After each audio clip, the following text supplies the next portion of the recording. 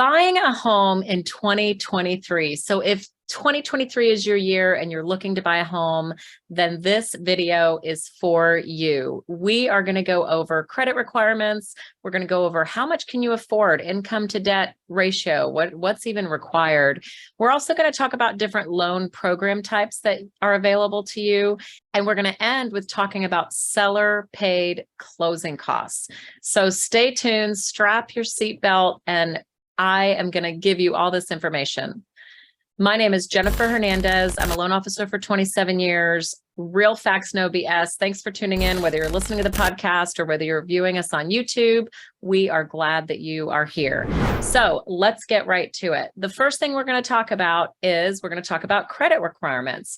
So credit requirements depends on the kind of loan that you are getting. So for the government loans, which we'll go over in the next section, but the government sponsored loans, which are, FHA, VA, USDA, the credit requirements are lower. The government really wants to spur and help people in order to get into homes. So if you have a compromised credit score and you've got a 580 plus, then you're in the right arena for getting a home loan.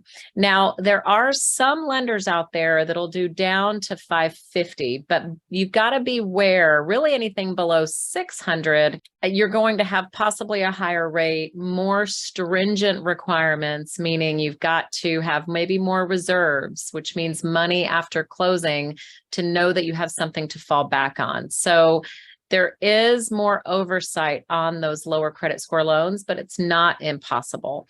So you want to get with a local lender as quickly as possible to check your credit score. Now, I will mention as a sidebar, we do have a video. I've got a video. I'll put the card up here on the screen about what makes up a credit score. So you want to make sure and watch that later on.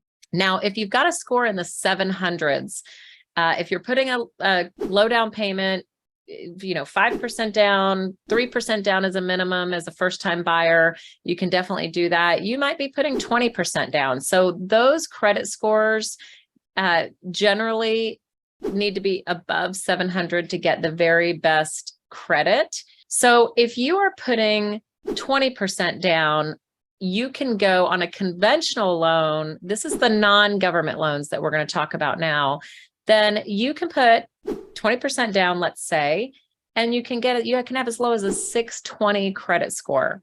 Now, if you're putting less than 20% down, which you can definitely do, you can put, did you know, as little as 3% down on a conventional loan you've got to have above a 680 credit score, but you can do at least 3% down. And if you're a multiple time buyer, it's 5% down.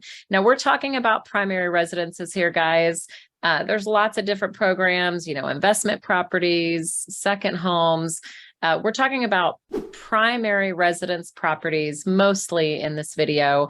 You've got to have a credit score really above 680. And really, if you want the very best score, very best interest rate, you want to make sure that you are above really 760 for the better interest rate loans. So just to recap, the government loans, 580 plus, some lower might be available, but it's very, very rare.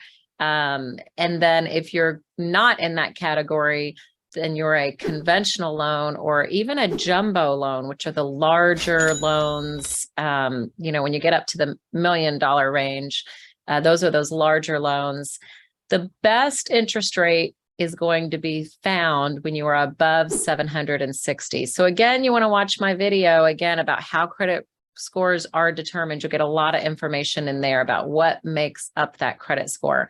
So really thank you for watching. If you're liking this so far, please comment. I would love to hear your questions so far and stick around because we are going to talk next about how much of a house you can afford. So income, that's the number one factor that we start to look at when determining how much house you can afford. So there's different types of income. There's salaried borrowers, there's self-employed borrowers. There's also retired people. So I'm going to hit on all of those. So if you're a salaried borrower, that means you get a W-2, you're an employee, you probably are on the, they take taxes out, you probably have the insurance plan. A W-2 employee is an employee. Your salary is either hourly or you're on a salary, right? Let's just assume first that you're full-time. We're going to look at how many hours you work, at least 40. Now, if you're a part-time employee, you'll need a 2-year average of part-time employment. That's because we want to see how many hours on average that you can work. So there's some employees that get bonus, overtime, commission. Those 3 additional sources of income require also that 2-year average. So if you don't quite meet that, there are some exceptions. Make sure you talk to a local lender as quickly as possible. But in general, a 2-year average of overtime bonus or commission is required to count that portion of your income. Now, if you're self-employed, we're going to take a 2-year average. There are exceptions to that if you're doing a conventional loan. If you're doing a government loan or you're doing a jumbo loan, it's 2 years, no exceptions. You need to be self-employed at least 2 years, but also have 2 years of tax returns. So some people are in their 2nd year, but they don't have a tax return yet. So you very likely are going to have that 2nd year filed before you're able to buy. Now, that also applies to 1099 people. 1099, usually that applies as well, that 2-year average, okay, of 1099. Now, once the income is figured out, we use the gross income of what's taxable. So if you're self-employed, we take that taxable number after your expenses. If you're an employee, it's straightforward. We take whatever your current gross is of those earnings, and if we can have included that some of that overtime bonus, etc. So once the income is determined and we've got that monthly amount, you can just take that number and times it by 40%. That'll give you a gauge of what you can afford. So for example, if you make $6,000 a month gross, that's $72,000 a year, and the number is $6,000.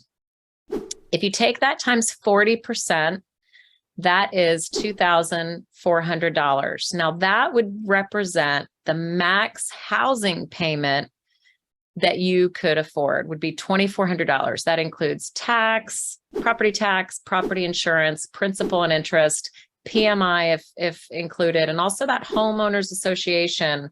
If you're in a homeowners association type community, that's all rolled in there and included in that $2,400. Now, I want to just take a sidestep here. These are just general guidelines. Sometimes we can go a little bit higher, and sometimes we have to go a little lower because someone has a lot of excess debt that's going to eat into that number. So it's important to get with a local lender as soon as possible. But for the most part, you can take your monthly gross, but that's before taxes, and you can times that by 40. And that's going to give you a ballpark of how much house you can afford. Now, there's another way that you can do it. And you can say, I don't want to do this monthly thing. I make $70,000 a year. So if you take 70,000 and times it by 3, you can probably afford a house of about 210. That's pretty much the number.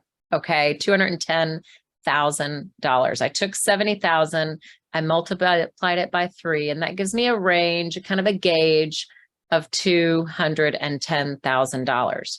Now, if you don't have enough income to purchase the house that you're wanting, I do want to mention you can have a cosigner. So a cosigner can't be used for credit purposes because we want the applicant to be able to have good enough credit to meet those requirements that I talked about sooner. But the income portion, sometimes you just need a little bit of a boost. So you can get a cosigner. They're either a co-signer or a co-borrower. So one of them means that they just sign and they're not on title or anything like that. And the other is that a co-borrower means they're not only on the loan, but they're on title as well. So got another card up there on the video about co-signer versus co-borrower that you can watch if that does apply to you and get some information about that. So lastly, now we've covered a lot of ground, but we're almost there. So lastly, we're going to talk about seller paid closing costs. So especially in this market in 2023, coming off of 2022, where values have been declining, we're starting to see seller concessions. It's happening in every market around the country. Okay. So sellers are wanting to negotiate. Some markets are more depressed than others. And we're starting to see negotiation going on, which is a great thing for buyers. So especially in this high interest rate environment, I don't think it's going to go away anytime in the near future, but possibly in the next 12 to 18 months, we will see lower interest rates. However, that doesn't mean that it's not a good time to buy.